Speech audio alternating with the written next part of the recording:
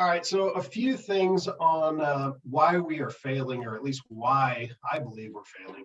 And it really comes down to, just a misperception of what cybersecurity really is. A lot of people say, well, cybersecurity, we have antivirus, we have firewalls.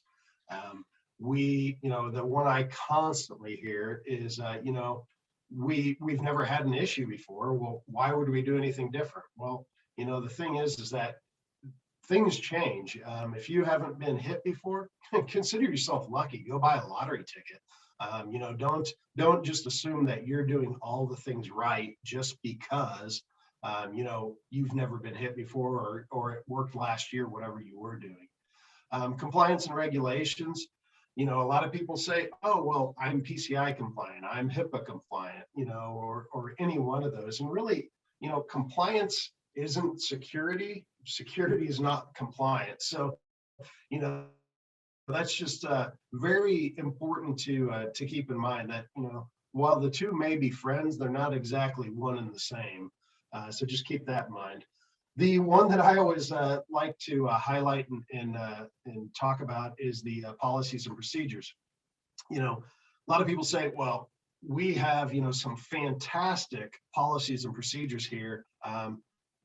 That's great. I mean, that is such a small part of cybersecurity.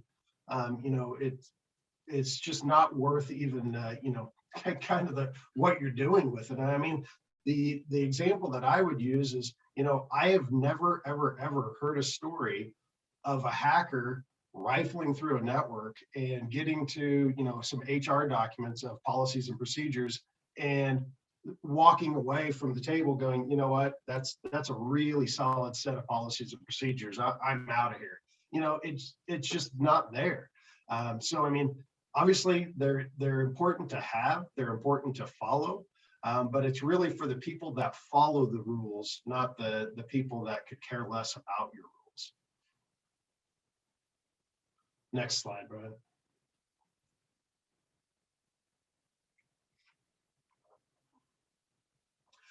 And so really it comes down to, the keep it simple, stupid principle.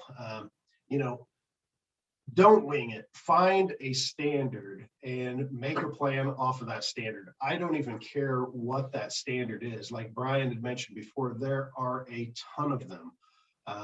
Find one, go with it. It doesn't matter. I highlight NIST there just because it is kind of the what a lot of folks have been doing, especially for the last few years. I'm like Brian as well. I see a lot of these standards really kind of coming together to where they're kind of asking the same thing. And so that kind of, segues right into the critical security controls, which is from the Center for Internet Security. And they actually have a mappings document. So if you're not familiar with critical security controls, it's 20 controls. Starts off with, knowing what's on your network. Number 2 is knowing what's on your systems. And obviously it breaks down even further into that, but they have a mappings document. And I don't see, is that link actually on there? Maybe I don't see it.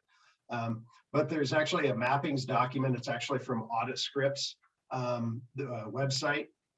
And the importance of that mappings document is now you can actually see, you can work towards the critical security controls, and you can see how those map to NIST. You can see how those map to, say, PCI.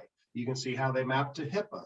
And so, I mean, every organization pretty much, if you are bound to high tech, HIPAA, anything like that, there's a good chance that you also have to do, credit card compliance, payment card industry, PCI. So rather than working towards both of those, why not, work towards the critical security controls, and you once again have those mappings that kind of cover both of them. Cyber hygiene, the basics, at the end of the day, the basics still work. Going back to the critical security controls, they have not changed by and large. I mean, obviously the individual components under those do, but the basics just work. There's no point in going and buying the next unsim solution or whatever everybody's calling it these days. If you don't have the basics, it's just like I was talking about before. If you're not doing vulnerability management, if you're not doing, training, if you're not doing some of those basic things, then you really don't need to worry about the next supply chain attack, because you're bound to get hit with something else anyway. So it doesn't really matter. The prevention versus detection is a conversation I absolutely love having with customers. And it comes under the premise that, yes, you have preventative controls. You have, say, antivirus, and I don't care if your antivirus is traditional antivirus, if it's next gen, if it's next gen, whatever it is. If you are not taking detections, if you are not taking information from that, you're absolutely missing out on complete gold for information to really kind of correlate all of your events together. And so the example that I would use for that is, say you have an antivirus and it blocks, 10 things in a row. Some attackers trying to get on your system, they have mimikatz, whatever they're trying to use, and the antivirus just keeps blocking it, keeps blocking it, keeps blocking it. The 11th attempt, they get through. Well, if nobody's there to really investigate those prior 10, then, what was the point? You really should have all of those come into, some sort of alerting system where you can come back and look at that. And keep in mind, a lot of people just kind of assume that antivirus is, a preventative control. You set it up and you walk away, and if it does its job, it does its job. But, as I was just mentioning, you can use that absolutely as part of your detective mechanism as well. Same goes for firewall. If you're looking at events off a firewall, if it's doing blocks, there's a good possibility that an attacker is not going to be perfect. They're going to make some stumbles along the way. And if, say, some packets hit the firewall and you're now alerting on some of those blocks, you've now turned that preventative control into a detective control as well. And really that dovetails into the discussion on continuous monitoring. There is nothing about security these days that is set and forget. I would argue there probably never was. But you absolutely need to be doing some sort of continuous monitoring to where all of these events, all of this information is coming together and you're looking at it. It doesn't make any sense to gather all this information and set it by the sidelines. You actually have to have somebody or something looking through those and looking for interesting events or interesting anomalies. Last but not least, and goes back to that continuous monitoring piece to some degree, is attackers adapt. They're constantly changing. So should you. If you have a SolarWinds type of attack, you don't necessarily need to say, oh, well, we don't have SolarWinds, so that doesn't really affect us.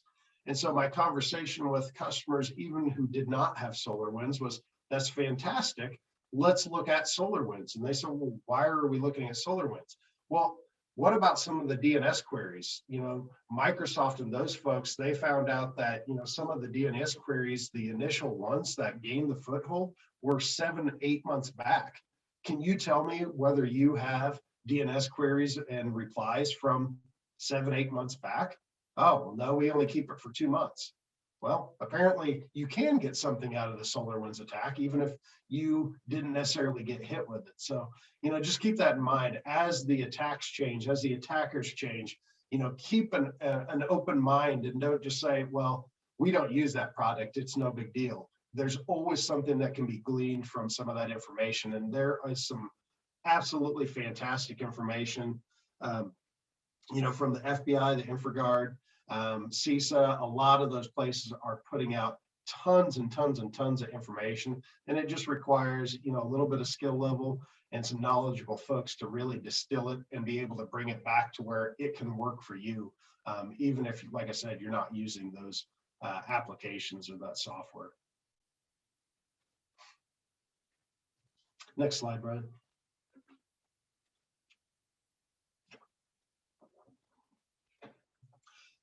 All right. So this is my freebie for the day.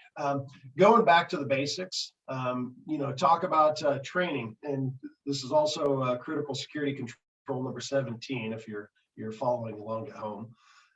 So the critical security controls, as I mentioned, I used it as actually part of our framework for developing a cybersecurity platform for small businesses. And so as we were going through, the full gamut, got to number 17 and said, well, you know what, I'm going to find something from CISA, from DHS, or one of these entities that is a solid training that we can, kind of put the rubber stamp on and say, hey, if you need training, if Burst IQ needs training, here's what you guys need to do. And unfortunately, we looked and looked and looked, and there was nothing out there. So instead, what we did is came up with our own. We got feedback literally from around the world, from tons and tons and tons, probably 100 plus IT and information security experts. We presented it in the public, took feedback from people that actually saw that or went through the training, and we then turned around and released it for anybody. And so we released that back in September 2019. It got downloaded in over 150 countries. It's now been downloaded over 10,000 times, and it is a legit free cybersecurity awareness slide deck. There's no freemium, there's no signups, there's nothing. You can go download it, make it your own, teach it in your own community, at your co-working space, whatever the case may be. It's been shared and recommended at numerous conferences by numerous professionals. That happened to be one that was at the RSA conference in February of last year. So just really proud of our team for putting that together and really providing it back to the community and the world. So if you ever go through that, or you need help or have questions, by all means, reach out to us. We love feedback and improving it for everyone else.